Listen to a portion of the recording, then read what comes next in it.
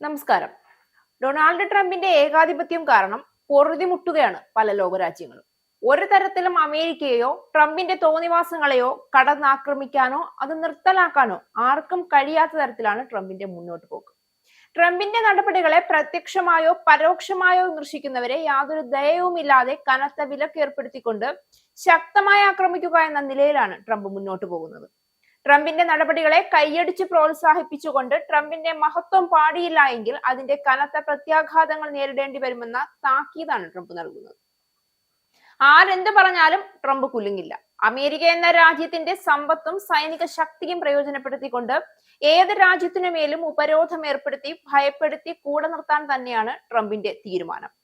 ഭയന്നിട്ടും വലിയ പ്രത്യാഘാതങ്ങൾ താങ്ങാൻ കഴിയാതെയും എല്ലാ രാജ്യങ്ങളും ട്രംപിന് മുന്നിൽ മുട്ടുമടക്കുകയാണ് നിലവിൽ തുടർന്നു പോകുന്ന സ്ഥിതി. ഇപ്പോൾ ഇന്ത്യ ഉൾപ്പെടുന്ന ബ്രിക്സ് കൂട്ടായ്മയുടെ അമേരിക്കൻ വിരുദ്ധ നയങ്ങളുമായി പൊരുത്തപ്പെടുന്ന രാജ്യങ്ങളിൽ നിന്ന് അധികമായി 10% തീരുവ ഈടാക്കുമെന്ന് US പ്രസിഡന്റ് ഡൊണാൾഡ് ട്രംപിന്റെ ഭീഷണി. കഴിഞ്ഞ ദിവസം റിയോ ഡി ജനീറോയിൽ ഇന്ത്യ, ബ്രസീൽ, റഷ്യ, ചൈന എന്നീ രാജ്യങ്ങൾ സ്ഥാപകാംഗങ്ങളായുള്ള ബ്രിക്സ് കൂട്ടായ്മയുടെ 17ാമത് ഉച്ചകോടിയിൽ ട്രംപിന്റെ ഭരണവിരുദ്ധ നയങ്ങൾക്കെതിരെയുള്ള ശക്തമായ പ്രതിഷേധം പല ഭാഗത്തു നിന്നും ഉയർന്ന പശ്ചാത്തലത്തിലാണ് ഭീഷണിയുമായി ഇപ്പോൾ ട്രംപ് മുന്നോട്ട് വന്നിരിക്കുന്നത്. പഹൽഗാം ഭീകരാക്രമണത്തിനു പിന്നാലെ ഇന്ത്യ ഓപ്പറേഷൻ സിന്ധൂർ എന്ന പേരിൽ പാകിസ്ഥാന് തിരിച്ചടി കൊടുത്തപ്പോൾ അത് അവസാനിപ്പിക്കാൻ മോദിയോട് ആവശ്യപ്പെട്ടത് താനാണെന്ന തരത്തിലും പിന്നീട് പാകിസ്ഥാനോട് അനുഭാവം പുലർത്തുന്ന തരത്തിലും ട്രംപ് മുന്നോട്ട് വന്നത് മോദി സർക്കാരിനെയും വല്ലാതെ പ്രകോപിപ്പിച്ചിരുന്നു. കഴിഞ്ഞ ദിവസം ഭീകരവിരുദ്ധ പ്രവർത്തനങ്ങളുമായി ഇന്ത്യ മുന്നോട്ട് പോകുമെന്നും അത്തരം പ്രവർത്തികളോട് യാതൊരു വിട്ടുവീഴ്ചയ്ക്കും തയ്യാറല്ല എന്നും മോദി ബ്രിക്സ് ഉച്ചകോടിയിൽ വ്യക്തമാക്കിയിരുന്നു. മറ്റു ലോകരാഷ്ട്രങ്ങളൊക്കെ ഇന്ത്യയുടെ നടപടിയെ കൈയടിക്കുകയാണ് ചെയ്തത്. ട്രൂത്ത് സോഷ്യലിലൂടെയാണ് ട്രംപ് തന്റെ നിലപാടെന്നാൽ അതിനുശേഷം അറിയിച്ചത്. ബ്രിക്സിന്റെ അമേരിക്കൻ വിരുദ്ധ നയങ്ങളുമായി യോജിക്കുന്ന ഏതൊരു രാജ്യത്തിൽ നിന്നും അധികമായി 10% താരിഫ് ഈടാക്കുമെന്നും ഈ നയത്തിനൊരു ഇളവും ഉണ്ടായിരിക്കില്ല എന്നുമാണ് ട്രംപ് തന്റെ പേജിൽ കുറിച്ചത്. അതേസമയം ബ്രിക്സിന്റെ അമേരിക്കൻ വിരുദ്ധ നയങ്ങളെ ഏതൊക്കെയാണ് എന്ന് ട്രംപ് വ്യക്തമാക്കിയിട്ടില്ല.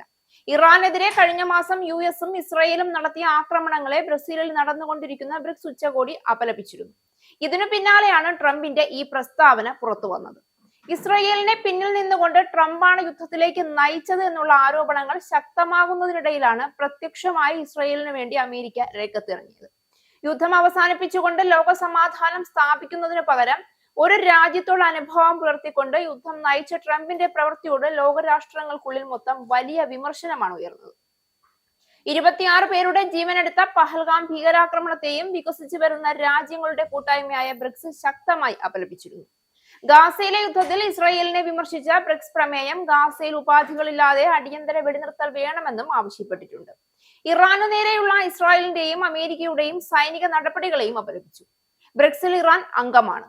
ആഗോള സമ്പദ് വ്യവസ്ഥയുടെ നടുപൊടിക്കും വിധം ലോകരാജ്യങ്ങൾക്ക് വിവേചനരഹിതമായ തീരുവ പ്രഖ്യാപിച്ച US പ്രസിഡന്റ് ഡൊണാൾഡ് ട്രംപിന്റെ നടപടിയിലും ബ്രിക്സ് ആശങ്ക അറിയിച്ചിരുന്നു.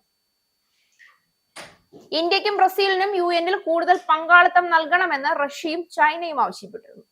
ട്രംപിന്റെ ഇത്തരം ഭീഷണി ഉയരുന്ന സാഹചര്യത്തിൽ ട്രംപിന്റെ നടപടികളെയൊക്കെ നിർബന്ധപൂർവ്വം അംഗീകരിക്കുന്ന തരത്തിലേക്ക് കാര്യങ്ങൾ കൊണ്ടുചെന്നെത്തിക്കുകയും ട്രംപിന് ആരെയും കൂസാതെ എന്തും ചെയ്യാം, ചോദ്യം ചെയ്യാൻ പോലും ആരുമില്ല എന്ന തരത്തിലേക്ക് എത്തുകയും ചെയ്യും കാര്യങ്ങൾ എന്ന കാര്യത്തിൽ ഒരു സംശയവുമില്ല.